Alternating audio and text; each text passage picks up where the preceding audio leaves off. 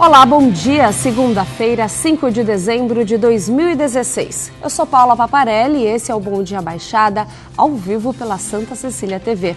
No programa de hoje recebemos os convidados Odair Gonzalez, presidente da Prodesan, e o advogado Ronaldo Serápicos. Bom dia para vocês, é um prazer receber vocês aqui no programa. Bom Dia Baixada sempre tem como objetivo discutir tudo o que interessa para a nossa região e com certeza vocês têm aqui uma pasta, uma posição importante para que venham aqui e discutam e sempre com informação de qualidade para os nossos telespectadores. Prazer, Ronaldo, receber você aqui também. Prazer é meu, Paulo. Bom dia a você, bom dia Odair, um excelente dia a todos os telespectadores. Odair, bom dia. Bom dia, Paulo, bom dia, Ronaldo. Uma satisfação estar aqui novamente com vocês. Obrigado. Vamos tocar então o programa, vamos às notícias do dia.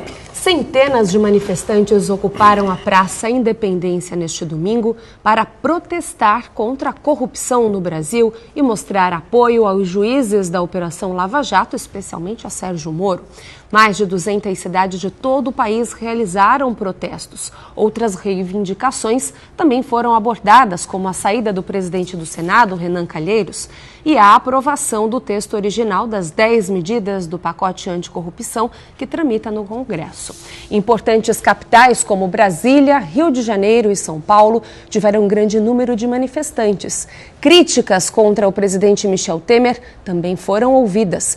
Queria saber de vocês como é que vocês analisam essa resposta da população em relação às pautas que são destaques no Congresso Nacional nas últimas semanas. Ronaldo.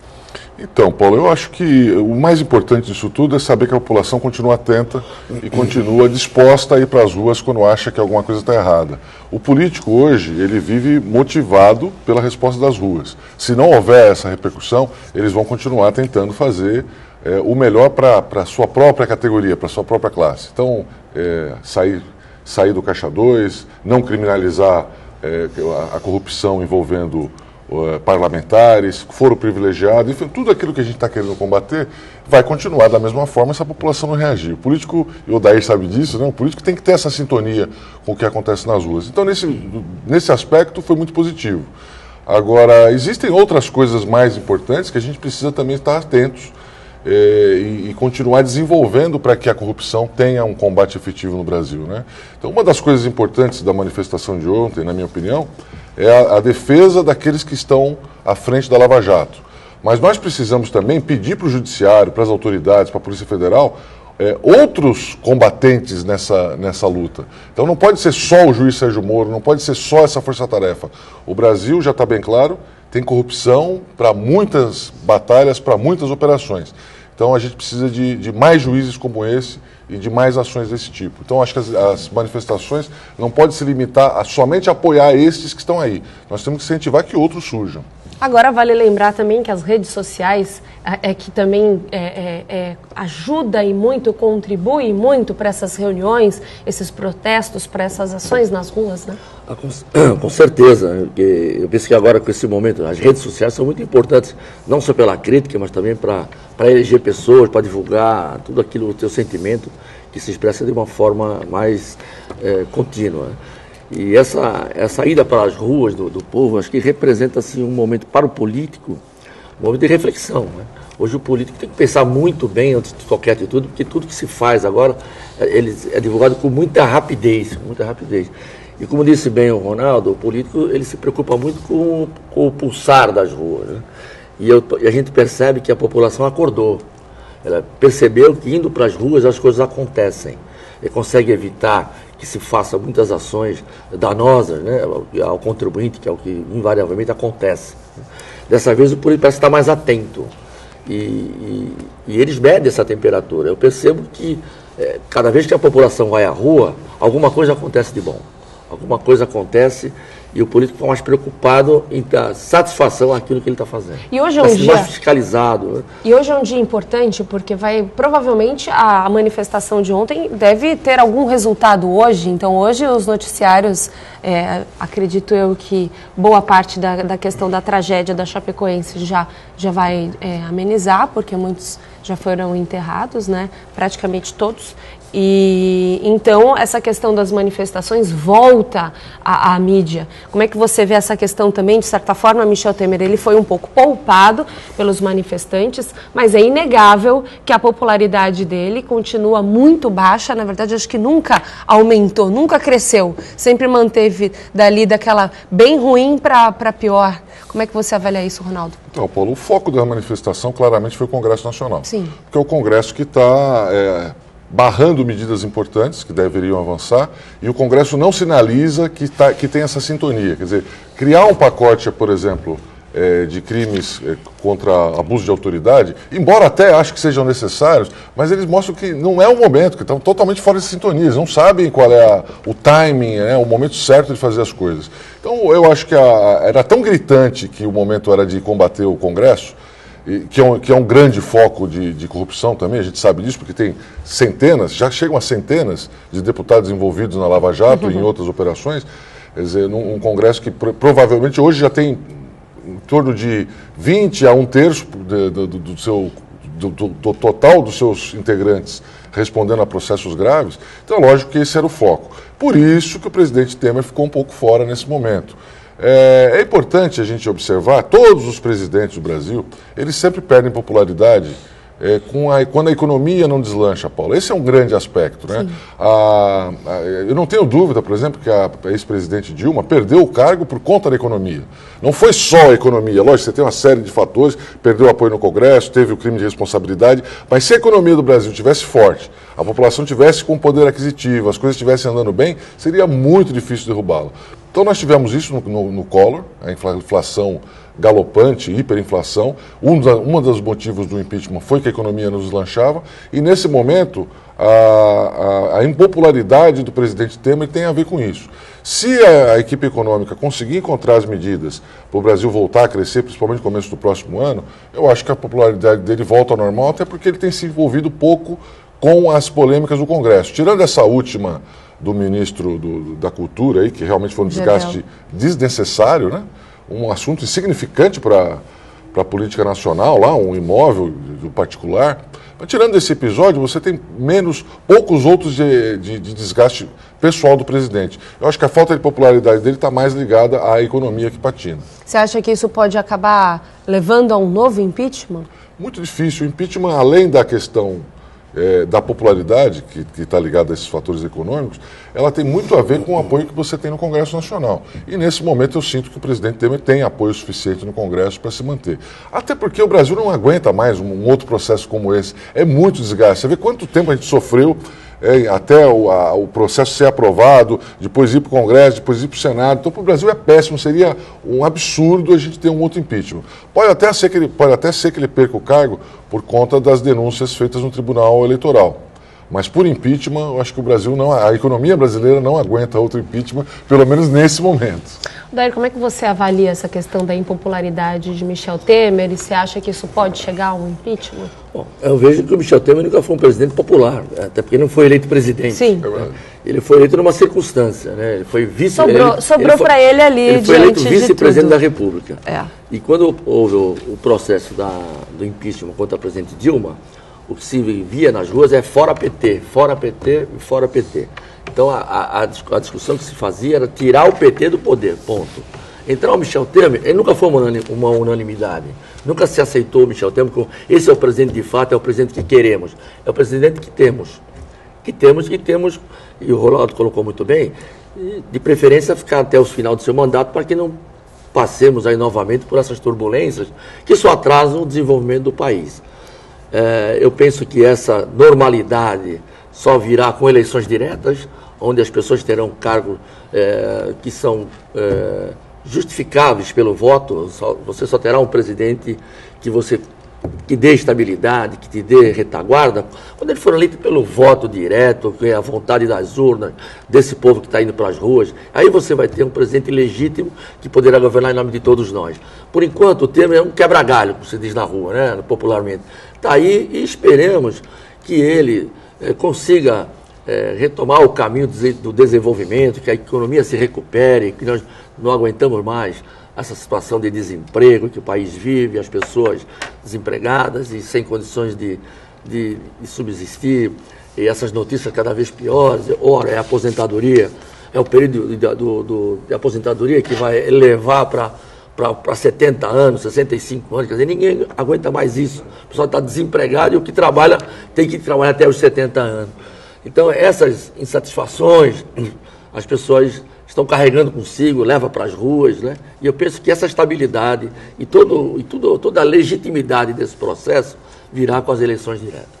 Ainda falando sobre as manifestações deste domingo, o Palácio do Planalto divulgou uma nota na qual diz que os protestos contra a corrupção fortalecem as instituições e afirma que os poderes devem estar atentos para os alheios à população. Também é destacada a forma pacífica e ordeira que demonstram a força e vitalidade da democracia. O presidente do Senado, Renan Calheiros, um dos mais criticados nos atos, afirmou que as manifestações são legítimas, já o presidente da Câmara dos Deputados, Rodrigo Maia, disse que recebe os manifestos com atenção e respeito.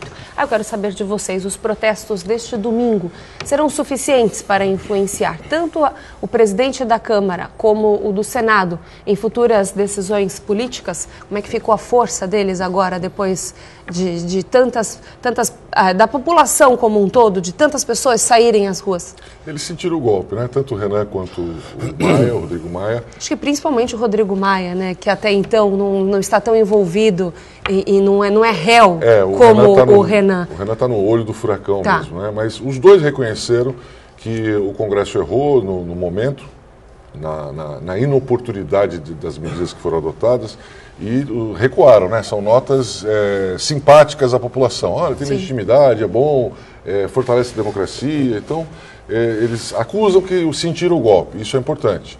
Agora, respondendo à sua pergunta, se é suficiente essa manifestação, é evidente que não. O político esquece muito rápido, você precisa manter esse foco. Então, não é que nós precisamos ter manifestação todo dia nas ruas, mas as pessoas precisam manter a unidade de propósito.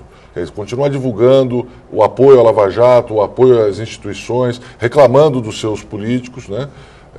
Se você votou em alguém que tem mandato, você tem legitimidade para mandar um e-mail, uma mensagem, cobrar para que ele vote de acordo com os interesses da população. Então, tudo isso é muito importante. E é muito importante também que, nesse meio tempo, as pessoas busquem informações seguras, informações concretas, realistas. O Odair estava falando da importância das redes sociais nesse momento, para mobilizar, para criar a forma como o protesto vai para a rua, tudo isso é muito bom. Mas a rede social também é uma fonte de disseminação de informações equivocadas, de informações falsas. E eu vejo muita gente repercutindo, repetindo, insistindo em coisas que não existem, informações então sem nem saber e entender do que realmente Pois é, trata. Mas é muito comum, Paulo, a pessoa lir no Facebook isso e sair contando para todo mundo como se fosse verdade. E toma aquilo como verdade, sim. Então eu acho que nesse momento que a gente precisa manter a pressão, quando você divulga uma mentira, você acaba dando razão para o corrupto ou para o deputado que está tentando escapar, para dizer, a população não sabe o que está fazendo. Então a população precisa manter a pressão e mostrar que sabe, sim, separar a informação ruim da informação correta. Odair, como é que você vê que deve ser a postura de Renan quanto à aprovação no Senado do pacote anticorrupção, uma vez que ele também já foi tido como réu pelo Supremo? Bom, como deve ser ou como será, né? Uma coisa é como deve ser, outra como será, né? Exatamente. Conhecendo o Renan, do jeito que nós conhecemos, todos conhecemos, quem está no meio político, que a população está conhecendo agora, né? Ele parece que nada acontece com ele, né? Parece que nada acontece e ele age como fosse que não devesse nada, que não tivesse nenhum processo, que seria legítimo. Qualquer país sério, ele já estaria fora do poder há muito tempo, né? Eu acho que ele, Sarney, que representa todo aquele retrocesso que nós vivemos há muito tempo no Brasil. E está acostumado com a impunidade, porque ele agora é o presidente do Senado, então eu acho que pode fazer tudo o que faz. Ele teria que ter a grandeza de entender que o momento não é para ele impor a sua autoridade, e sim refletir sobre o cargo que ele representa e o exemplo que ele poderia dar para todos nós brasileiros. Infelizmente isso não vai acontecer. Ele vai continuar sendo presidente do Senado, ele vai colocar na pauta projetos impopulares e a pressão da população que será importante para que isso não prospere. Então não dá para nós ficarmos aqui esperando que o Renan vai ficar sensibilizado com essa mobilização toda. Não irá. sim, ele vai entender o recado das urnas. É importante essa mobilização constante. As redes sociais, com todos os defeitos que possa ter e os vícios que ela tem com certeza, ainda é importante para mobilizar massas. Essas massas são mobilizadas pela rede social.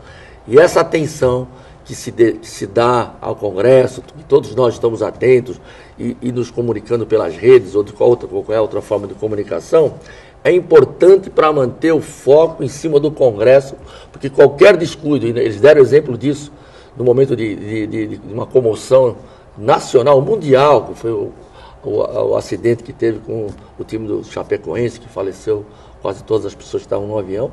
Ele, numa madrugada, colocou um pacote de medidas impopulares, desrespeitando o luto, no momento que o povo estava distraído ou envolvido emocionalmente.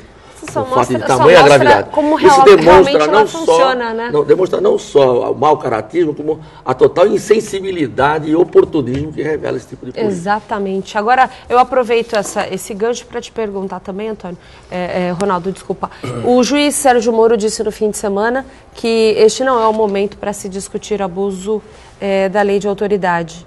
Vocês concordam com essa afirmação? Não, sem dúvida, concordo, porque não é o momento mesmo. Agora, eu acho que o juiz Moro reconhece, e é um assunto que a gente precisa discutir, a possibilidade de ter, sim, uma legislação a respeito de abuso de autoridade.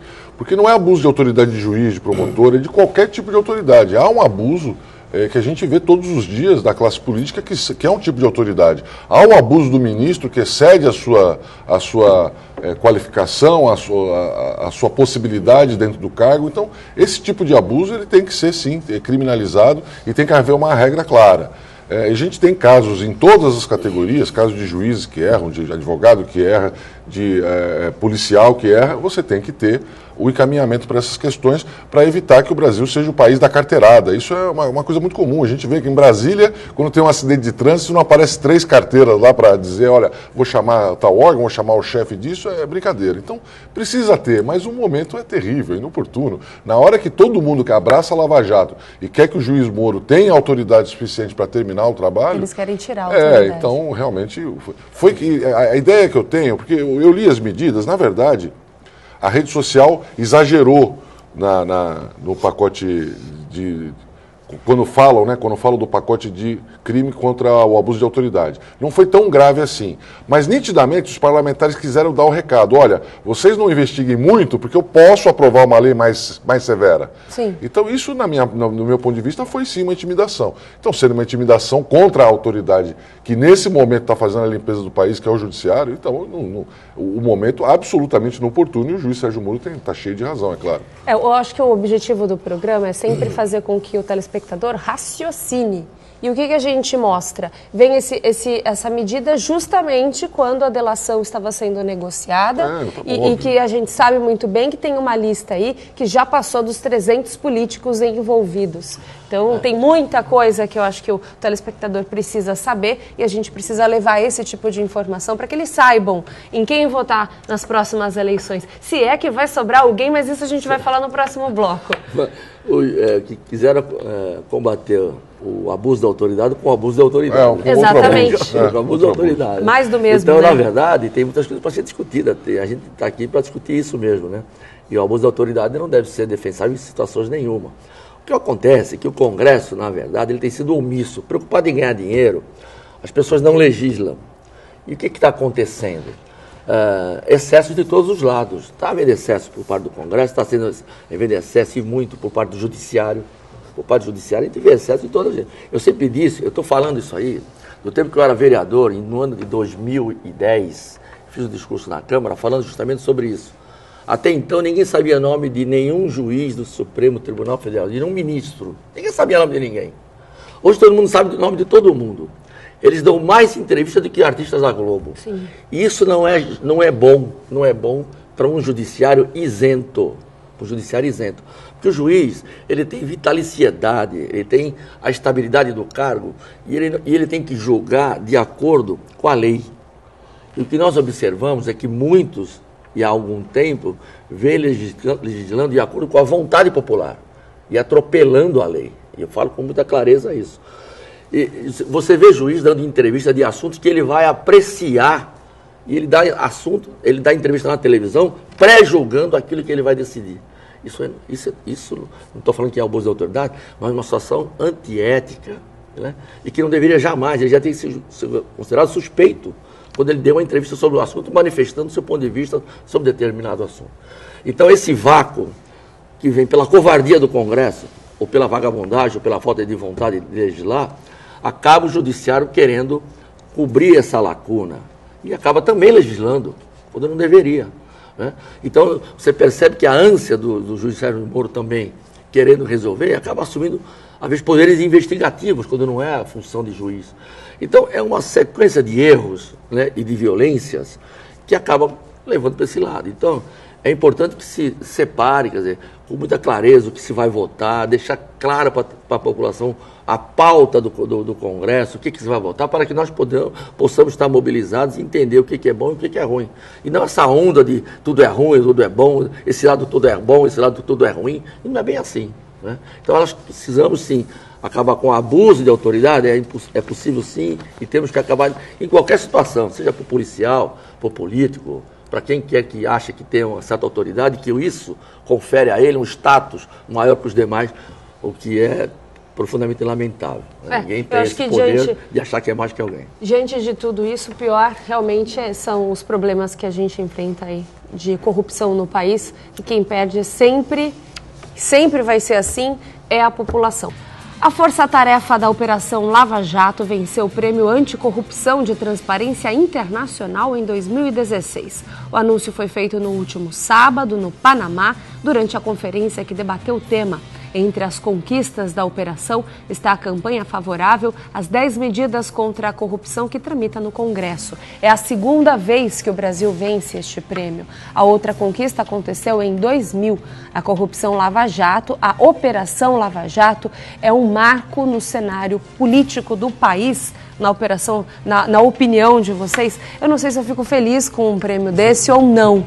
Porque se a gente ganha um prêmio desse, a gente deduz, então tem muita corrupção no país para a gente chegar. Eu vejo isso com muita tristeza, não sei vocês. Não tem muito sentido. Na verdade, eu nem sei se é bom existir um prêmio desse tipo. Eu acho que seria muito bacana os países receberem um ranking de transparência, sim, de como tratam com a corrupção, quais a penalidade que você aplica para esse tipo de caso e a forma como você recompõe o patrimônio público quando você descobre que há um desvio. Quer dizer, ir atrás do dinheiro que está na Suíça, que está no Panamá, que está nos Estados Unidos, que é o que a Força Tarefa tem feito de uma certa forma. Então, o fato é o seguinte, o Brasil tem um novo momento na sua história no combate à corrupção, que não é só a Lava Jato, que começou lá com o Mensalão, uma operação anterior, na época que o juiz Sérgio Moro nem se cogitava ainda a participar. Então, há uma mudança de perspectiva do país com relação à corrupção. Ninguém imaginava que o político mais poderoso na época, que era o José Dirceu, ministro da Casa Civil, que aprovou a indicação pessoalmente de todos os cargos que o governo federal indicou, era a pessoa com mais poder na mão, tinha mais poder que o presidente da República naquele momento, ele está preso até hoje.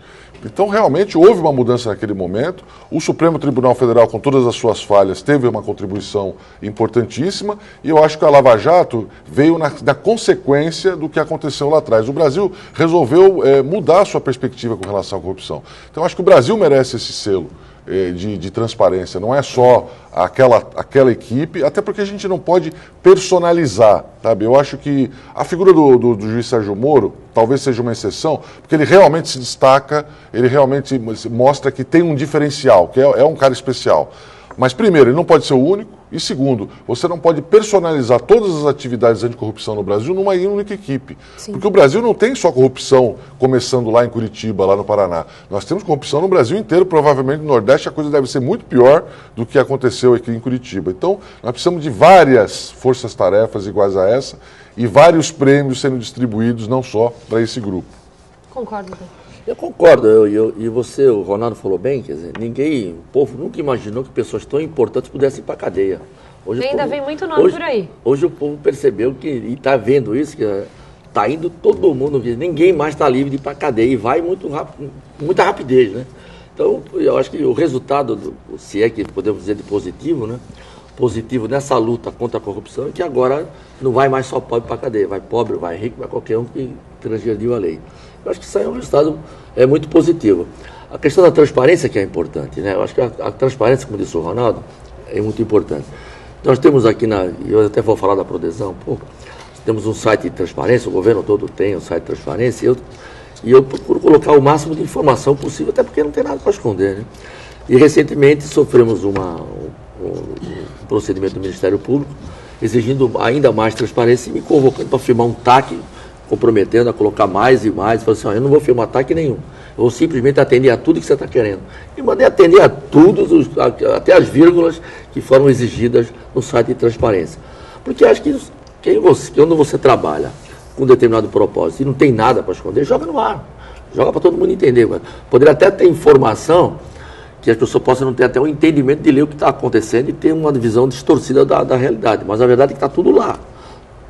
Isso deveria ser exemplo para todo mundo, quer dizer, não o meu exemplo, o exemplo que a administração faz e que outros entes estão fazendo, colocando tudo. É isso que o povo está exigindo. O que o povo quer é transparência de ações, transparência de atitudes, né? Ter acesso a tudo aquilo que ele possa entender como válido para poder fazer seu juízo de valor. Ir para a rua, se necessário, tirar o governante, votar com mais consciência, né? Que o povo também precisa fazer a parte dele, né? A gente percebe nesse movimento todo, eu vi gente discutindo a eleição do Trump sem ter votado aqui no Brasil, quer dizer, não sabe nem quem votou para vereador, e está discutindo o Trump nos Estados Unidos, dizendo que foi o mal. Essa é uma realidade mesmo. A gente precisa entender também, começar a aprender a votar, não trocar voto por cesta básica, trocar voto por um favor, por uma internação, quer dizer, começar essa consciência de começar a eleger pessoas de fato comprometidas, deixar de apostar, né? Eu acho que uma eleição mais consciente. Quando a pessoa vê muito nome na rua, em outdoor, em muro, tal, fala, esse cara é bom, vai ganhar, esse cara é importante. Não é nada disso, o cara só tem mais dinheiro que os outros. Sim, exatamente. Né? Não significa então, que ele é o melhor. Consciência, né? E tudo isso aqui é muito bom, mas a lição que a gente deve extrair disso é uma consciência nova de votação, não apostar nesse. De repente, olha, esse cara é muito gente boa, esse cara é muito correto, ele é muito bom, esse cara se ganhar vai ser bom, mas não vai ganhar, não vou votar nele. Então é assim, a gente sabe que é assim que funciona, não deveria ser. As pessoas não votam em quem acredita, votam em quem vai ganhar. Agora, uma pergunta que eu acho que vale até para o telespectador poder raciocinar um pouco em relação a isso. Esse prêmio, ele vem beneficiar o país no sentido econômico, ou seja, ele abre os olhos dos investidores e fala assim, olha, o país está ruim, estamos em crise, essa questão da corrupção, nunca atravessamos uma situação tão ruim quanto a questão da corrupção, mas olha só, a transparência, estamos correndo atrás, estamos resolvendo isso, traz mais segurança para os investidores? Não tem dúvida nenhuma. Com certeza o Brasil melhora... Esse é o lado positivo. É, o lado positivo, que o Brasil melhora a sua credibilidade no mercado internacional. E a credibilidade é tudo para o investidor. É saber que, olha, se tiver uma confusão, se o dinheiro for desviado, existe justiça, vai ser investigado, vão achar, então o investidor confia nisso daí, ajuda. Agora, evidentemente que a solidez da economia é que é o X da questão. Sim. E que o investidor vem atrás disso. Agora, é importante a gente destacar, Paulo, que a transparência não é só informação, como o Daí comentou, é importante que tenha informação, a gente saber quanto ganha, onde foi, quando foi investido o dinheiro, mas transparência também significa que as pessoas entendem como as decisões são tomadas. Né? Então, vou dar um exemplo para vocês, como os cargos importantes do país são indicados. Hoje, o Supremo Tribunal Federal é a indicação do Presidente da República, os tribunais de contas do Brasil inteiro são indicações políticas, o próprio Ministério Público, no seu comando, tem indicação política, a Procuradoria-Geral da República. Então, era necessário que a transparência chegasse também ao ponto de explicar para as pessoas como as decisões são tomadas. Eu ficaria muito satisfeito de ver um Presidente da República explicando, por exemplo,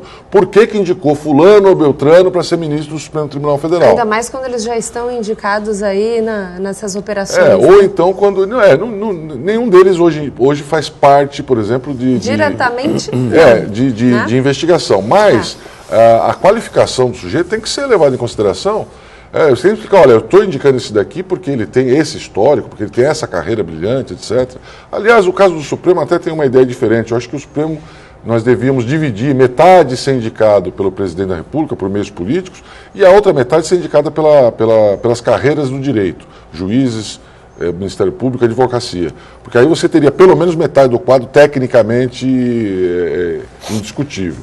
E uma parte politizada, que é o presidente que indica. Mas, enfim, a transparência que eu me reporto é essa também da autoridade explicar, justificar o porquê da tomada de determinadas decisões, principalmente quando se fala em indicação de cargos. Eu vou chamar um rápido intervalo comercial, mas antes tem uma informação importante aqui, é uma nota para a gente encerrar esse assunto de delação, de tudo mais. Marcelo Odebrecht, ex-presidente da empreiteira Odebrecht, pode sair da prisão no fim de 2017. Caso o acordo de delação premiada seja firmado com o Ministério Público através do Supremo Tribunal Federal. Na semana passada, 77 executivos da empresa assinaram acordos de delação.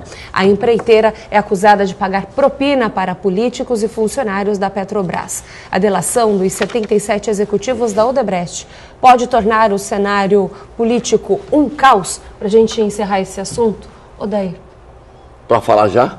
Pode falar já, rapidamente. O marco e a relação da Odebrecht já está na rede social e é real isso, né?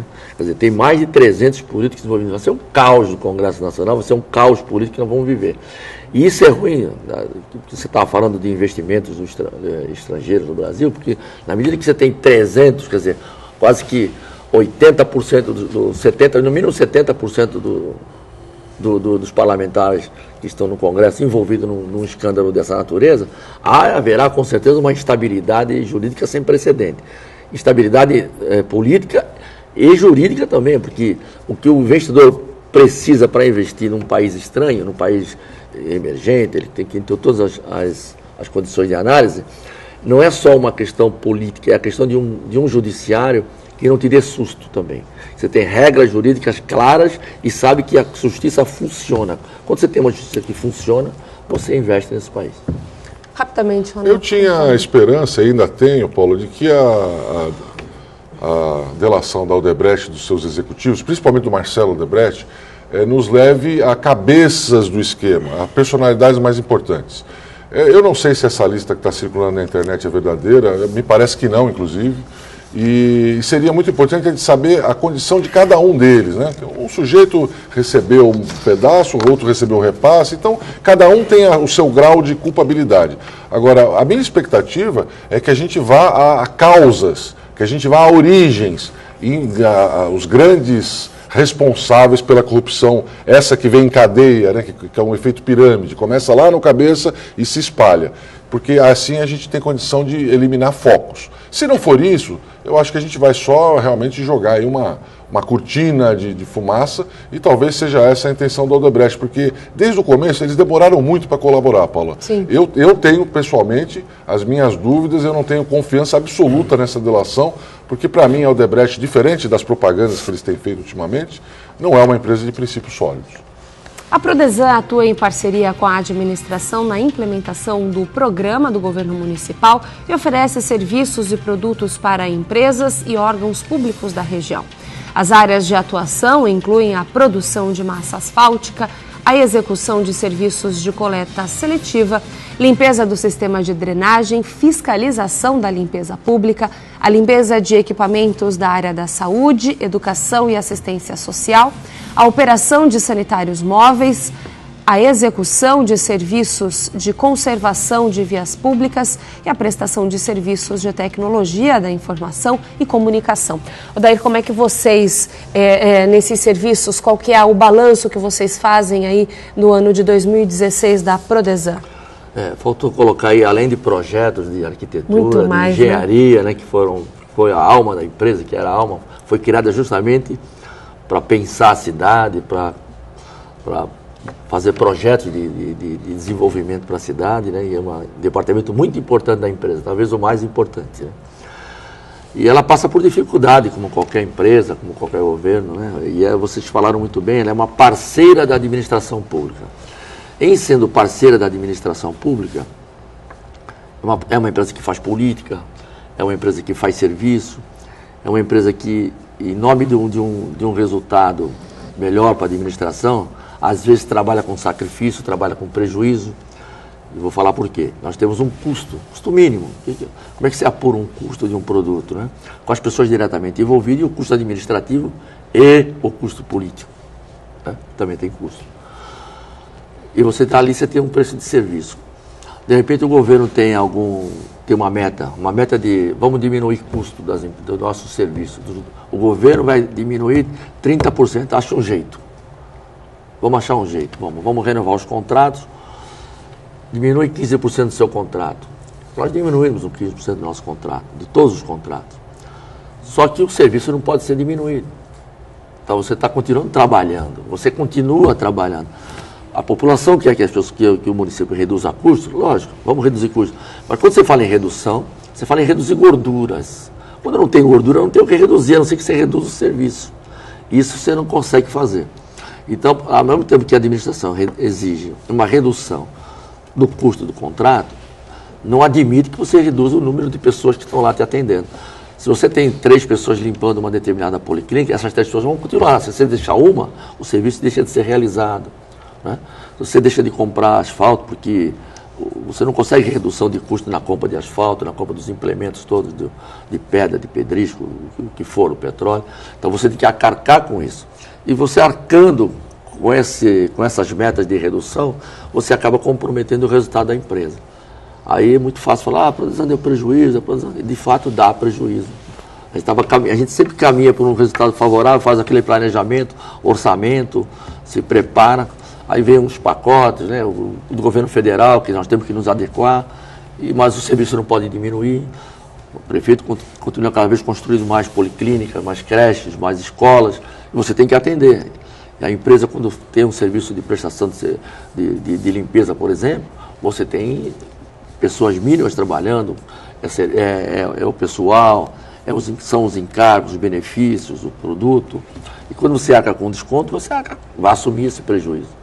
Então, a produção trabalha muito no limite, aliás, abaixo do limite desejável. Né? Eu vim aqui, cantava de galo, falava, fazer a produção vai ficar boa, vai ficar melhor, você vai ver, vou dar resultado, vai dar lucro. Tudo... mas diante da crise, todas as empresas estão sofrendo com cascata, isso. Né? Então, na verdade, é prejuízo novamente, que é um prejuízo do serviço que você prestou. Quer dizer, não é uma empresa que está ali para dar lucro, né? Não tem qual é a definição de dar lucro? Por que tem que dar lucro? Uma empresa pública não tem que dar lucro, ela tem que prestar serviço. Então, esse prejuízo que a gente acaba acusando no balanço é o prejuízo resultante de um serviço prestado não remunerado, mas o serviço foi prestado. Então, é difícil administrar uma empresa com esse perfil, né? Que é um perfil totalmente dependente do município, que você não consegue também, com o custo que você tem, às vezes vender o serviço para outras. Né? E vou te dar exemplo porque tem empresas particulares, na parte da usina de asfalto, por exemplo, onde eu tenho benefícios, tenho equipamento de segurança, todos registrados. Você pega uma empresa que compra no mercado à vista com dinheiro, você compra um componente de asfalto à vista, com dinheiro, sem notas, sabe, muito mais barato que aquele nós que nos submetemos a uma licitação e que quase sempre, nas licitações, todos apresentam um preço maior do que o mercado, se fosse comprar em dinheiro.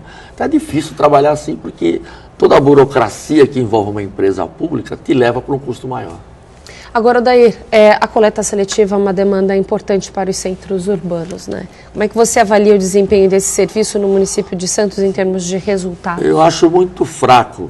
Eu acho que nós poderíamos ter uma coleta seletiva muito melhor. Nós não temos hoje uma capacidade seletiva de tudo aquilo que nós produzimos.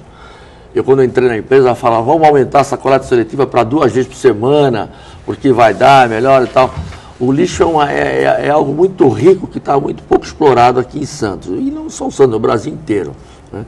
Nós não temos ainda uma capacidade de separar tudo aquilo que produzimos. Nós temos parcerias com cooperativa, que é um contrato que nós temos com a SEMAN, e nós, Prodesan, apenas cedemos hoje a área para fazer a separação e fazemos o recolhimento desses produtos nos bairros, que é 1 vez por semana. Mas a gente percebe, né, que temos gente trabalhando no mesmo local, em outras atividades, e você não consegue separar tudo aquilo que se produz. Eu acho que é uma coisa que poderia ser aperfeiçoada. Nós temos dificuldade de áreas para poder receber esses produtos, separar. Né? Cooperativas que se apresentam não têm estrutura nenhuma para você confiar um serviço de tamanha responsabilidade. Né? E você poderia aproveitar muito mais o trabalho e um lixo tão rico, que a população separa e separa mesmo. A gente percebe que a população está envolvida com isso, separa o lixo é limpo, o lixo é adequado. Tem participado mais, mas ainda não se tem um preparo para separar tudo aquilo que se para o pessoal de casa poder ter uma ideia, na cidade de São Paulo, por exemplo, eles só conseguem trabalhar esse 7% do lixo que é recolhido no município todo. E é tanto que isso acaba virando promessa de político que quer ser candidato, chega a falar que vai aumentar esse trabalho, esse manuseio do lixo, essa recuperação desse lixo em 11%, 12%. O pessoal se prepara até para isso. Esses políticos, até o lixo vira promessa. Então, Odair, eu até queria aproveitar para te perguntar isso, porque eu acho que a Prodesan foi criada num momento diferente, né? Evidente. Foi criada com o seu slogan ligado ao seu nome, o Progresso e Desenvolvimento de Santos. Então era uma empresa que tinha uma função diferente, chegou a ter o maior parque gráfico aqui da região, até hoje ainda funciona, né, Odair? Não sei se ainda já parou, né?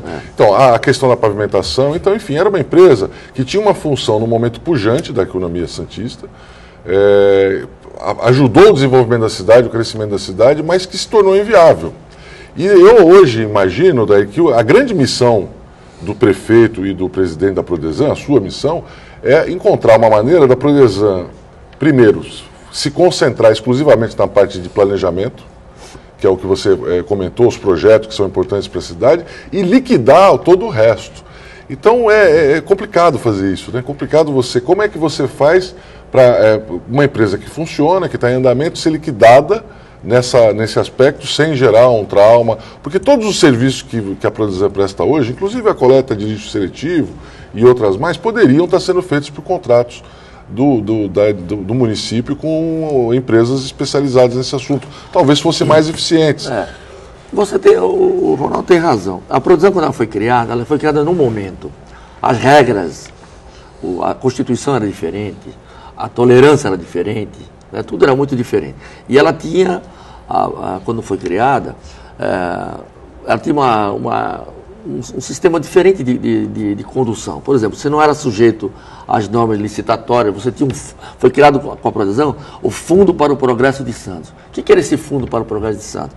Era um recurso que era consignado no orçamento e ali quem administrava era um colegiado presidido pelo presidente da Prodesan, presidido pelo secretário de Finanças, junto com o presidente da Prodesan. E você definia as prioridades do fundo. Olha, esse fundo vai destinar X dinheiro, X reais, para você financiar o planejamento do desenvolvimento da ponta da praia. Então, aquele recurso vinha, a Prodesan trabalha, apresentava a fatura, recebia, e assim funcionava. Então, foi com a ponta da praia, com a Zona Noroeste e tudo. Só que com o advento da Constituição de 88, ela acabou sendo enquadrada como qualquer empresa, sujeita às normas de mercado. E cresceu também em função da competência dela. Os profissionais que compõem a Prodesan são muito competentes, até hoje, né? E pela grandeza dos profissionais, ela acabou também adquirindo uma grandiosidade de trabalho, pela excelência do serviço que se presta, que acabou fugindo até um pouco da sua proposta original. Aliás, fugiu muito da proposta original, que hoje está você vê, ela está tão importante que nem foi noticiada a proposta principal da empresa, que é projetos e obra de engenharia, né? Tamanha é a forma como ele ficou relegada, né? Então a Prodesan, hoje, ela deveria passar por isso. Agora, você tem 1.200 funcionários envolvidos nas mais diversas áreas, né? Como é que você chega e fala assim, eu vou acabar com... Não dá para acabar com isso, né? Então, para retornar, tem que ser gradual. Há uma tendência de você começar a reduzir um pouco a atividade, em função não só da economia, mas para dar mais agilidade também para o contratante, que é a prefeitura, né?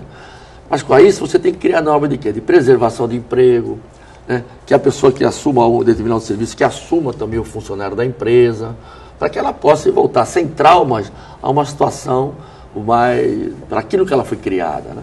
A Prodesan já explorou gráfica, que era referência na região, já explorou o estacionamento regulamentado, foi nós que criamos, hoje está com a CET, a rodoviária era administrada pela Prodesan, hoje está com a CET, né? E tantas outras atividades que foram criadas, que foram ao longo do tempo perdidas. Já se recolheu lixo, o recolhimento do lixo da cidade, tudo era feito pela Prodesan, com muita competência, porque na época o prefeito Carvalhinho brigou com a empreiteira, a Prodesan vai assumir, assumiu, né? Mas aí perdeu também, e aí vai perdendo, perdendo, e quando ganha uma atividade não é menos lucrativa, hoje ela está mais para atender a prefeitura como um apêndice da prefeitura, e trabalhando com sacrifício, muito sacrifício, né? E agora vem mais, né? Já tivemos reuniões que falam assim, olha, é o seguinte, vamos reduzir 30% dos contratos, eu falei, nos serviços.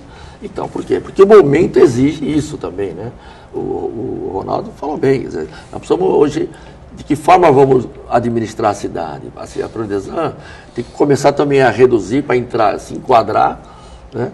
E reduzir também, se for reduzir contrato, reduz a atividade. Não tem outro jeito. Até porque né? vale lembrar que não faz... Não faz muito tempo, sem traumas. Não faz muito tempo que a nossa região passou pela crise do lixo. Né? Agora, quase a cidade de Santos também ficou sem. Mas ainda com todo o sacrifício que temos, e administramos com esse... Nós mantemos emprego, pagamos religiosamente, desde que assumimos, todos os salários, todas as suas obrigações, né? todos os nossos compromissos, pagamos. Então, hoje, funcionamos bem, sem traumas, né? Mas amargamos algum prejuízo, com certeza. Agora, vamos falar também, tem essa questão da operação Catatreco, que tem como objetivo coletar materiais volumosos de maneira geral para facilitar o munícipe, né, a limpeza da residência, evitar a obstrução de calçadas, vias públicas. Como é que funciona esse serviço? Então, tem está no Diário Oficial, tem o telefone para a pessoa se referir quando faz pequenas reformas, né, de quebra piso, quebra banheiro e tal, você guarda o entulho na sua casa e liga para o 0800 ou para a Prodesan, é agendado o dia que vai lá e retira. Agora, pequenas quantidades, né? Não dá para levar um caminhão de entulho, né? Mas você tem lá até uma quantidade, não sei se são 4 sacos de não sei quantos quilos, você pode carregar, chama o Catatreco e vai levando. E era um programa toda semana, você vai tirando o lixo. Era um projeto necessário, porque o descarte, muitas pessoas descartavam um sofá como se fosse lixo de casa, lixo da cozinha. Eu já vi, quebra, joga na rua. Eu já vi o sujeito jogar o sofá no canal. Mas isso... Não tinha o Catatreco, eu acho que também falta uma... Eu tenho um amigo que presenciou o cidadão jogando um colchão no canal e jogou ele e o colchão junto. Esse meu amigo é meu. Não, eu fui reclamar. Jogou o cara junto, caiu ele e o colchão. Falta uma conscientização. Eu fui reclamar, o cara queria brigar comigo. As pessoas ainda não caiu a ficha de que você faz parte. As coisas públicas são de todos nós, né? Não dá para... o canal não é meu, eu vou jogar lá. Então, o Odaí que vai catar lá depois. Bom, para a gente encerrar, a gente tem menos de 2 minutos. Eu queria fazer essa pergunta para você, Odaí. Como é que você projeta o ano de 2017 para a Prodesan?